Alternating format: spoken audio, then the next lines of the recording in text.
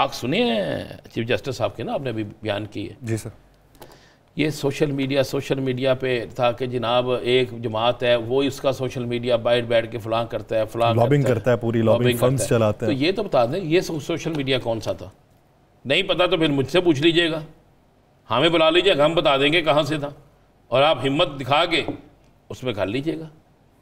वो जो 3 जर्नलिस्टों को नोटिस हुए हैं वो भी आके जवाब देंगे। क्या मुझे एक बात समझ नहीं आती कि जब कोई फैसला मुस्लिम लीग नून के खिलाफ होने लगे, ये जंगेरी साहब के पास फैसले कौन से थे? 3 हल्के इस्लामाबाद 3 हल्के थे ना। या आप तो अभी कह रहे थे ना कि वहां पे हुआ कि फार्म 48 पहले होता है। नहीं, बिल्कुल नहीं होता। नहीं, फार्म 48 उन्होंने कहा हतमी होता है। हतमी होता है ना। ना ना ना ना, फार्म 45 हतमी होता है। जो आप वहां पे देते हैं उसकी बुनियाद पे 6, उसकी बुनियाद पे 7, उसकी बुनियाद पे 8 तैयार होता है। ये क्यों गलत बयानी कर रहे हैं?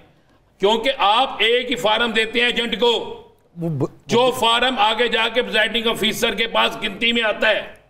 वो बेसिकली वो तो फॉर्म 48 तो है लेंटर, बुनियाद जो है वो फॉर्म 45 है। मुझे एक बात बताएं, जे तुसी नईयां नहीं कुटियां लेंटर कित्थों पाना जे?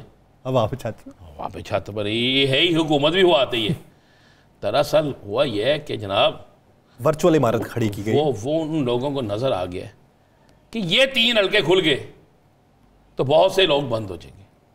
आपको पता है पतन की रिपोर्ट, उसके बाद एक बड़े इंग्लिश न्यूज़पेपर ने बड़ी डिटेल से खबर चलाई कि पंजाब के अंदर कौमी और सूबाई के इतने हल्के हैं जिनके फार्म 45 अब जो चेंज कर दिए गए ना, लोड अब वो तो पिछले कोई 1 हफ्ते में बड़ा क्लेम किया जा रहा था, वो चेंज कर दिए गए। आपको पता है फार्म 9 अपलोड 49 अप्लाई लोड करने के बाद, 49 फार्म 9 लोड करने के बाद आपको पता है फार्म 5 लोड दोबारा चेंज करने के लिए क्या करना पड़ता है? पता आपको क्या करना पड़ता है? आला अदलिया से इजाज़त लेनी पड़ती है। ये इलेक्शन क्या कानून में मौजूद है?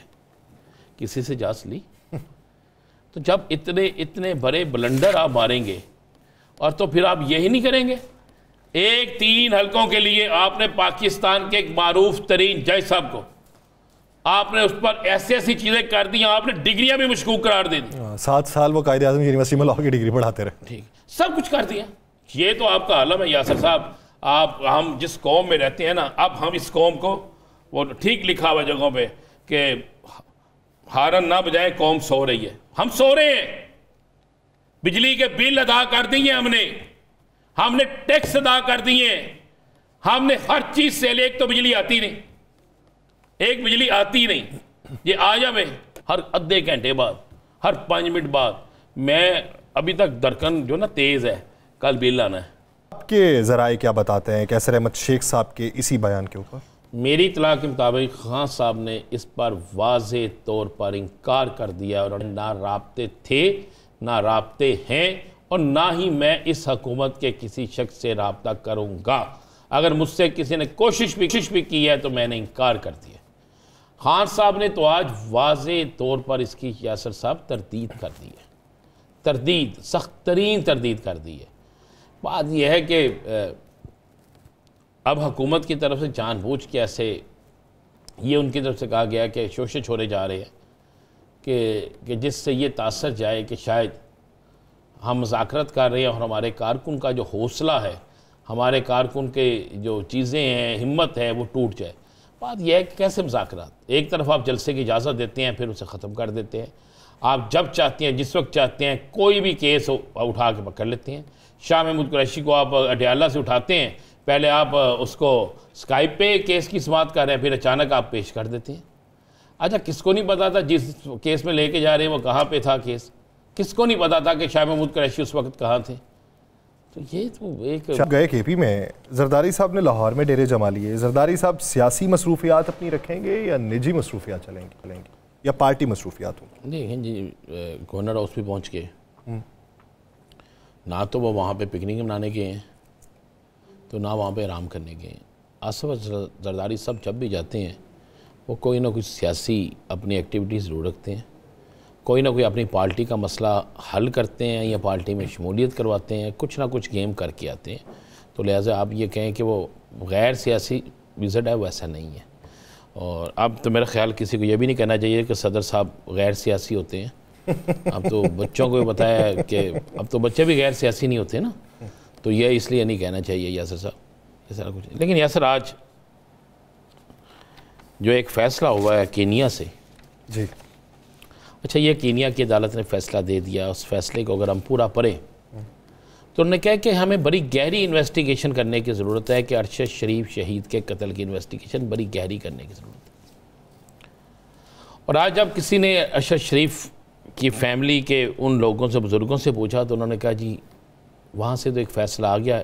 एक फ़ैसला वो है जो अल्लाह ताला की बारगाह से आना है, जो अल्लाह ताला की बारगाह से आना है।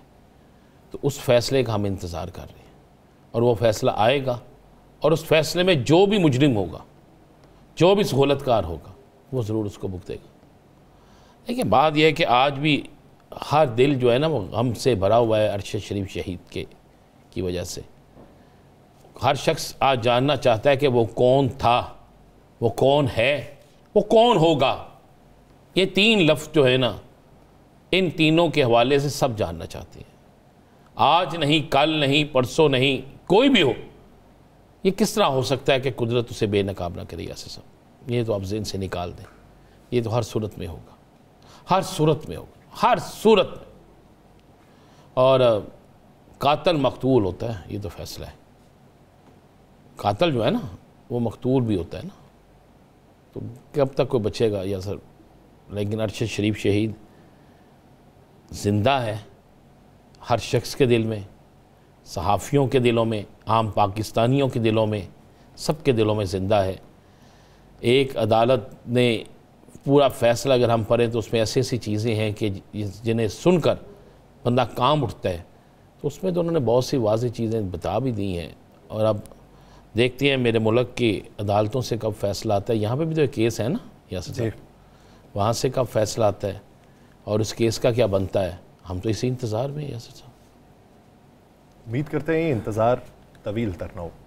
राना साहब, अभी अगर देखा जाए, ये जो मैं शानदाना गुलजार साहिबा से सवाल कर रहा था पार्टी के अंदरूनी मामलात के ऊपर, अली मोहम्मद ख़ान साहब बड़े तहम्मुल मिजाज आदमी हैं। बेशुमार मौक़ों के ऊपर वो राय देने से भी कतराते हैं, नहीं बोलते हैं। यानी किसी शख्सियत के बारे में आप पूछने लगे ना तो वो नहीं बोलते। तो शेर अफजल खान मरवत के बारे में बोल पड़े, क्या वजह है कि इसको इतनी हवा दी जा रही? नहीं, पहली बात है, शेर अफजल मरवत के जो फ़िक्रे हैं वो गलत हैं। आप इंडिपेंडेंट जीत के आए हो ना, आप ये समझे कि आपके ही का वोट बैंक है। वोट बैंक तो सबको पता है कि इमरान खान का है। वोट बैंक तो सबको पता है कि उस नज़रिए का है जिसको वो लेकर चला हुआ। अब कोई शख्स कहे कि मेरे साथ ज़्यादती की, बस ज़्यादती क्या, खान साहब ने मना किया कि सऊदी अरब के ख़िलाफ़ कोई नहीं बोलेगा। वो हमारा एक ऐसा दोस्त मुल्क है जिसने हर मुश्किल तरीन वक्त में पाकिस्तान की मदद की है। चाहे जिसकी मर्जी हुकूमत हो, उनका ये इशू नहीं होता। सऊदी अरब कभी ये इशू नहीं रखता कि किसकी हुकूमत है। वो देखता है ये पाकिस्तान है, वो पाकिस्तानियों की मदद करते हैं, पाकिस्तानियों की सपोर्ट करते हैं। सैलाब हो, जल्जला हो, बुरा वक्त हो, कोई मामला हो, आपको कम से कम एक मुल्क ऐसा है जहां पर बगैर किसी लालच के आपकी सपोर्ट होती है। यस, आप जब उसके खिलाफ बात करें वो, और फिर समझा जाएगा वो पार्टी पॉलिसी है। तो क्या पार्टी के, जिसने पार्टी बनाई, जिसका पार्टी के लिए जो वो जेल किसके लिए काट रहे हैं? अगर उनकी ज़ात का मामला हो तो मेरा ख्याल है 5 मिनट में वो बाहर आ जाए। वो जेल काट रहे हैं और आप उनके मतलब कह रहे हैं कि जनाब, अच्छा एक बात उसमें कही इन्होंने, शेर अफजल मरवत साहब ने, कि जनाब वो चाहते ही नहीं कि मैं बाहर, अभी वो कहेंगे मेरी रिहाई। और यार ये इससे बढ़ के बात और क्या है? क्यों कहे वो कि मेरी रिहाई की तहरीक चलाओ? वो तो जंग लड़ रहा है आपकी। वो कहे मेरी रिहाई की तहरीक चलाओ, इसका मतलब है कि वो आपसे कहें। वो तो पहले दिन से वो शख्स कह रहा है कि जाएंगे तो सारे जुड़ेंगे, हमें इंसाफ दो। बस अगर हमने जुर्म किया सजा दो, जुर्म नहीं किया तो इंसाफ दो, मुझे, मेरे साथियों को, सबको इंसाफ दो।